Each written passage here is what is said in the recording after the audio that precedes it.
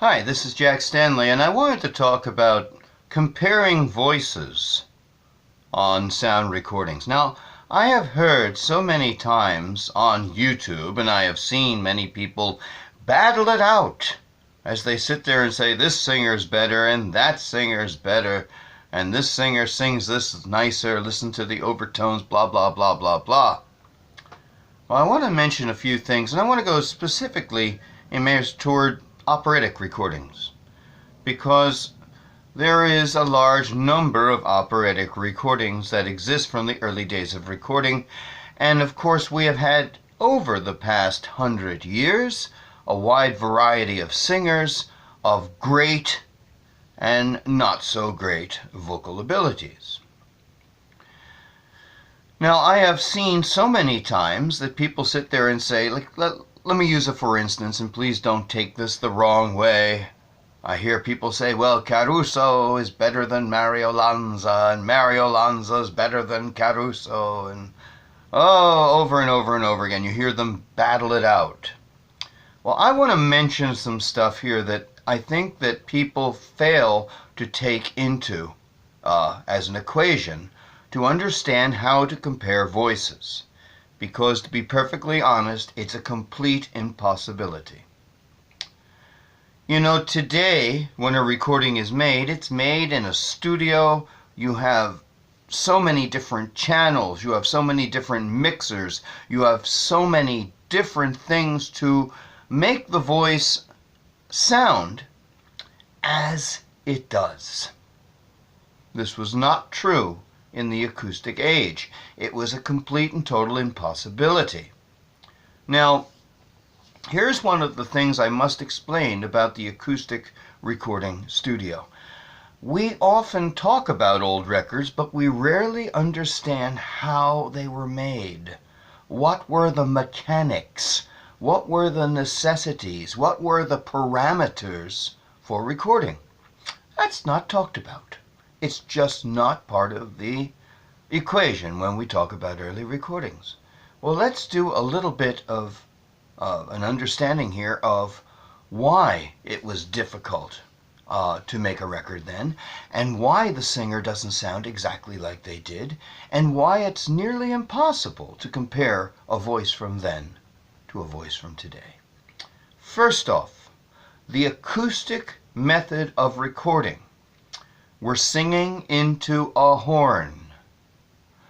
Now, everything in that studio, the orchestra, if we want to call it that, it's probably 12 pieces, the singers, the music itself is all regulated by the abilities of the recording device.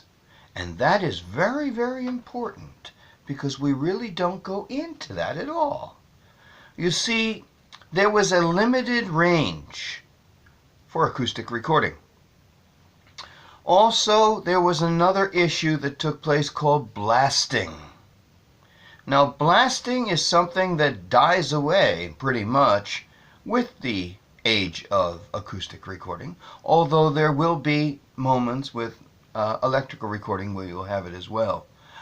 But it was a major factor with acoustic recording because you had no way to mix anything. The only way you could mix anything was by moving. Now see, if I was making this acoustic recording onto this device in which I'm recording on now, and I was going to talk louder, I'd step back and then I'd get softer and walk forward. This is how you made a record. You constantly were doing a little dance. And of course, when the orchestra was going to play, you would duck down to get out of the way so the music could go to the horn. Okay? Now, I want to give you an approximation of what acoustic recording did to the voice. Now, I am no great singer, but listen to the difference in the tonality between what you hear and then if I approximate what acoustic recording did to the voice. If the best way to describe what the acoustic system did to the voice is basically like cupping your hands in front of your face. So let me go like, oh.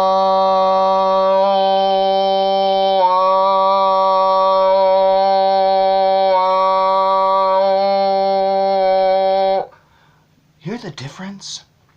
I'm losing almost all the overtones.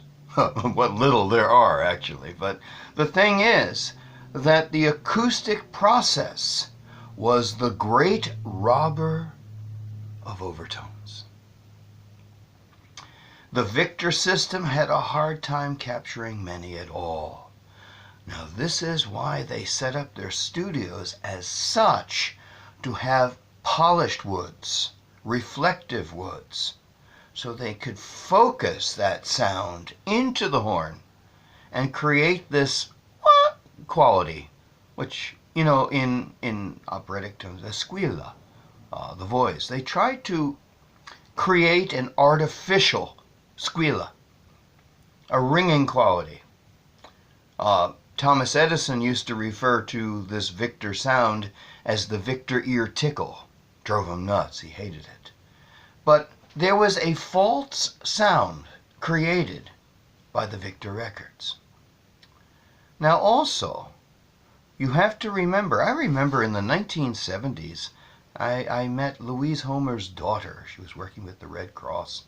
And I sat down and talked to her, and she was talking about how her mother used to talk about making that first quartet recording in 1907.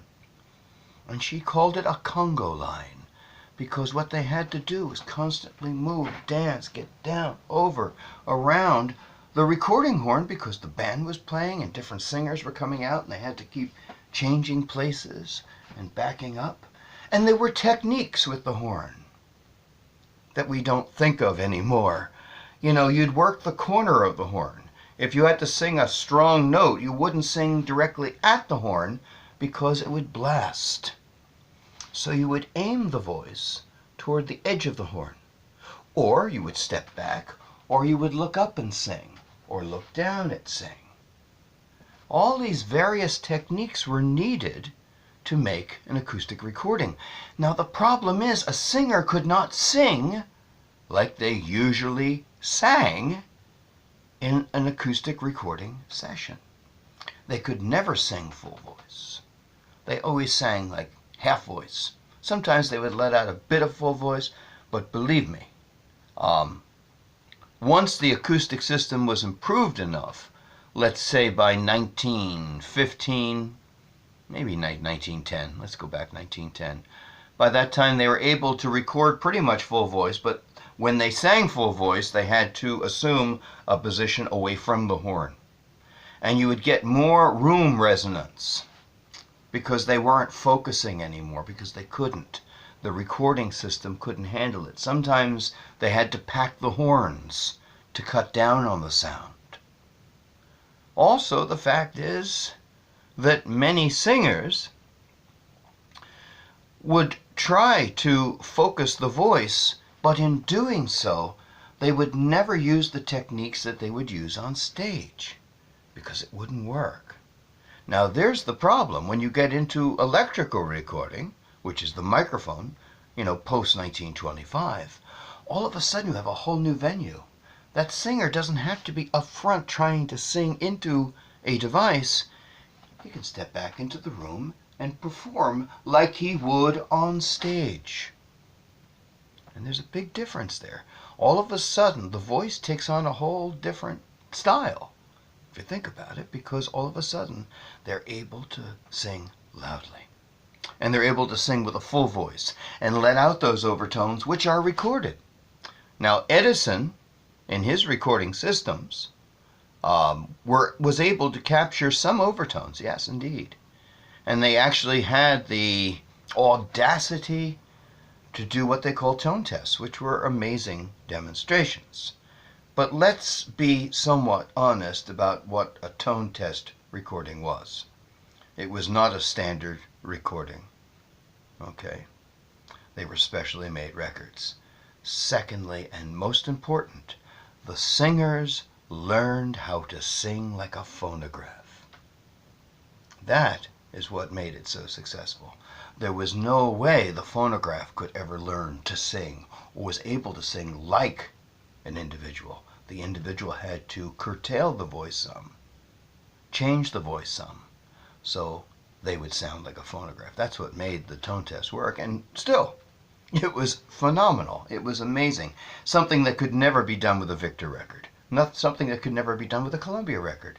There was no way a live Caruso could stand next to his records playing on a Victrola and have it sound the same. It just wouldn't work because there was just too much missing. And that's the important thing. When we hear Caruso's voice, we hear lots of stuff. We hear amazing singing, but we're also missing an awful lot of the voice. Listen to Nellie Melba, listen to Patti, listen to all of these singers. And some of them recorded better than others. But still there is that certain lack of a natural sound. And you get that cut-off sound that sounds somewhat tinny and thin. And that's a big problem. So I wanted to talk about this because, there is so many controversies over vocal singing and style. Now style is another thing altogether. I mean, I always remember the obituary of Jussi Björling when he died. They said about his voice that he never slid or gulped into a note like a cow on a well-polished floor like many of his Italian contemporaries. And there's much to be said about that. He was very precise. Now we know some singers kind of sobbed a lot and some singers kind of slid a lot. That's technique and style. That can always be judged. But the voice itself, I can think of other things. Caruso could take a large egg, put it in his mouth, close his mouth, and you wouldn't know he had an egg in his mouth. That's how big. He had a monstrous head. I mean, it was like a cathedral of sound. And I remember talking to people who heard him sing, and they said when he would sing on stage, he would sing the note and then he would just let it expand. It would be this explosion of overtones, which are totally, rarely, ever captured on the Victor records. You just don't get them. You get the core of the voice, and you get some overtones, and you get this approximation of squeala by the false sound created by the Victor company. But to be perfectly honest, it's very hard and near impossible to take a voice from the 1950s and compare it to a voice from 1910 because the recording systems are not the same. The only way you could truly compare the voices would have, let's go back to the Mario Lanza Caruso stuff, would have Mario Lanza make an acoustic recording, or have Caruso make an electric, which in both cases is an impossibility. Therefore, we can talk about style and this, but the voices, you really can't tell. You really can't hear exactly what was, because you only get an approximation because you're missing parts of the equation, which is the voice. And that's true of all those acoustic recording artists. And many of those old artists who lived to make electric recordings, there's a big difference. You hear, like even Melba at the age of 65, when she made electrics, it was a very different voice all of a sudden, because it wasn't that pinched little thin sound. That, unfortunately, was part of the acoustic process. So compare, have fun, do your battles and compare voices, but remember, it's really very important to remember that the techniques, the technology, the abilities to record changed over time, and therefore what we hear and what actually was, in many cases, is very, very different. Thank you.